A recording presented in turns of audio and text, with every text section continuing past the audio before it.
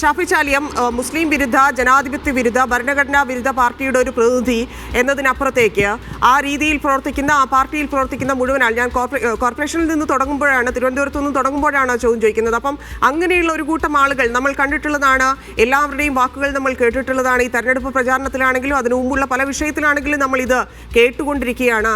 അങ്ങനെയുള്ള ഒരു പാർട്ടിയാണ് തിരുവനന്തപുരം തലസ്ഥാനം. അതായത് അങ്ങനെ ഒരു ഏരിയ ഭരിക്കാൻ പോകുന്നു എന്നുള്ള കാര്യം അതിനെ എങ്ങനെയാണ് അക്സെപ്റ്റ് ചെയ്യുന്നത്? ഇല്ലെങ്കിൽ അതിനപ്പുറത്തേക്ക് അവർ വർക്ക് ചെയ്തു, ഇപ്പം നേരത്തെ സൂചിപ്പിച്ചതുപോലെ അവരതിനുള്ള പണിയെടുത്തു, അവർക്ക് അതിനുള്ള ഗുണം കിട്ടി എന്ന രീതിയിലാണോ അതിനെ കാണുന്നത്? അല്ല, അതായത് നമ്മളിപ്പോൾ നേരിട്ട് കണ്ടല്ലോ, അനുഭവപ്പെട്ടല്ലോ, ഈ കേരളത്തെ വർഗീയപരമായി എത്രമാത്രം ധ്രുവീകരിച്ച് ഈ അധികാരം നിലനിർത്താം അല്ലെങ്കിൽ പുതിയ അധികാരങ്ങൾ നേടാം എന്നതിനെക്കുറിച്ച് ഒരു പി ആർ ടീമിൻ്റെ ശിക്ഷണത്തിലാണ് കേരളം നീങ്ങുന്നത്. കേരളത്തിലെ CPM-നെ നിയന്ത്രിക്കുന്നത് ഒരുപക്ഷെ AKG സെൻറ്ററിനായിരിക്കും. പക്ഷേ കേരളത്തിലെ മുഖ്യമന്ത്രിയെ നിയന്ത്രിക്കുന്നത് AKG സെൻറ്ററോ CPM-ഓ ഒന്നുമല്ല. അത് ഒരു PR ടീമാണ്. നമുക്ക് BJP-ൻ്റെ കടമെടുക്കാം. രാജ്യത്ത് BJP-ൻ്റെ ദേശീയ നേതൃത്വത്തിൽ ഒന്നുമില്ലാത്ത വ്യക്തിയാണ് നരേന്ദ്രമോദിയും അമിത്ഷായൊക്കെ. അവർ ഗുജറാത്തായിരുന്നു അവരുടെ ഏരിയ. എന്നാൽ എന്താ ചെയ്യുന്നത്? കേന്ദ്ര BJP നേതൃത്വം അറിയാതെ എന്താണ് നരേന്ദ്രമോദിയുടെയും അമിത്ഷായുടെയും കയ്യിലേക്ക് പോവുകയാണ്. ഒരു വലിയൊരു PR ടീമാണ് നരേന്ദ്രമോദിയുടെ വേഷം, എന്ത് പറയണം, എപ്പോൾ പറയണം, ആരിറക്കണം എന്നൊക്കെ തീരുമാനിക്കണം. ഇതുപോലെ ആയി കേരളവും. ഉദാഹരണം നമ്മൾ പറഞ്ഞുതരാം. ഈ 2000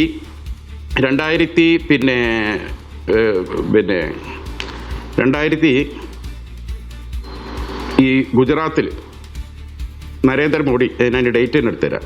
നരേന്ദ്രമോദിൻ്റെ വളരെ പ്രസിദ്ധമായ ഒരു ഇതുണ്ട്. അദ്ദേഹം 9 ഡിസംബർ 2017 അദ്ദേഹം നടത്തിയ കുപ്രസിദ്ധമായ അദ്ദേഹത്തിന് പ്രസ്താവനയായിരുന്നു, അഹമ്മദ് പട്ടേൽ ഗുജറാത്ത് മുഖ്യമന്ത്രിയായി കാണാനാണ് പാകിസ്ഥാൻ ആഗ്രഹിക്കുന്നത്.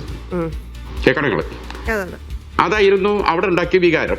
ഇവിടെ ഒരു മുസ്ലിമായ ഈ അഹമ്മദ് പട്ടേൽ ഇവിടെ മുഖ്യമന്ത്രിയായി വരണമെന്നാണ് അപ്പുറത്തുള്ള പാകിസ്ഥാൻ എന്ന രാജ്യം ആഗ്രഹിക്കുന്നത്. എന്നാൽ ഇതേ 9/12 തികയ്ക്കുങ്ങൾ ഇതേ 9/12 2025 AK ബാലൻ പറഞ്ഞെന്താ അറിയോ? അതാ പഠിക്കേണ്ടത്. UDF അധികാരത്തിൽ വന്നാൽ ആഭ്യന്തര വകുപ്പ് ജമാഅത്തെ ഇസ്ലാമിക്ക് കൊടുക്കും. നിങ്ങൾ ചിന്തിക്കണത് AK ബാലൻ പറഞ്ഞതാ. അപ്പൊ കൃത്യം നരേന്ദ്രമോദി ഈ വർഗീയത പറഞ്ഞതിന്റെ കൃത്യം 8ാം വാർഷിക ദിനത്തിലാണ് ബാലൻ സഖാവിന്റെ ഈ കണ്ടുപിടുത്തം. ഇതിലൊരു സാദൃശ്യം നിങ്ങൾക്കാർക്കും ബോധ്യമാണില്ലേ? ഈ ജമാഅത്തെ ഇസ്ലാമി UDF അധികാരത്തിൽ എന്ന ജമാഅത്തെ ഇസ്ലാമിയാണ് എന്താണ് ആഭ്യന്തരം മുസ്ലിം ലീഗിന് തന്നെ കൊടുക്കാറില്ല. ഏതൊരു കാലത്ത് CH ആഭ്യന്തരമന്ത്രിയായി കേട്ടിട്ടുണ്ട്. അറിയല്ലേ കഥ? അപ്പൊ എന്തിനാണ് ഈ AK ബാലൻ പറയാണ് UDF വന്നാൽ? ഞാൻ അപ്പുറത്തിരിക്കുന്ന മിഥുന്, അദ്ദേഹം നല്ലൊരു ഡിബേറ്ററാണ്, കാഴ്ചപ്പാടുള്ള വ്യക്തിയാണ്. അദ്ദേഹം BJP-യെ ന്യായീകരിച്ച് സംസാരിക്കുന്നുണ്ടെങ്കിലും ഇത്തരം ചില കാര്യങ്ങൾ അദ്ദേഹത്തിന്റെ നിലപാടെന്ന് പറയുന്നത് അങ്ങ് കരുതുന്നുണ്ടോ? മിഥുൻ ജമാഅത്തെ ഇസ്ലാമിയാണ് ആഭ്യന്തര വകുപ്പ് കൊടുക്കുന്ന AK ബാലന്റെ. അപ്പൊ ബാലന് സംഗതി തിരിയായിട്ടില്ല.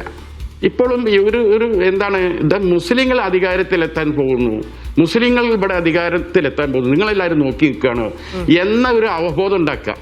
സത്യത്തിൽ മുസ്ലിങ്ങൾ ആരെങ്കിലും മുസ്ലിങ്ങളെ കേരളത്തിലെ മുസ്ലിങ്ങൾ മിഥുൻ സപ്പോർട്ട് ചെയ്യുന്ന പാർട്ടി ഇത് പറയുന്നുണ്ടോ എന്നുള്ളത് നമുക്കറിയില്ല. അല്ല, എന്നാലും മിഥുന്റെ അഭിപ്രായം അതിലറിയാൻ എനിക്കൊരു കൗതുകമുണ്ട്. കാരണം UDF അധികാരത്തിൽ വന്നാൽ ആഭ്യന്തര വകുപ്പ് ജമാഅത്തെ ഇസ്ലാമിക്കാണ് കൊടുക്കുക എന്ന ബാലന്റെ പ്രസ്താവന. അല്ല, അതിന്റെ ഒരു വലതുപക്ഷത്തിന്റെ മറുപടി കേൾക്കാനുള്ള കൗതുകം കൊണ്ട് ചോദിച്ചാൽ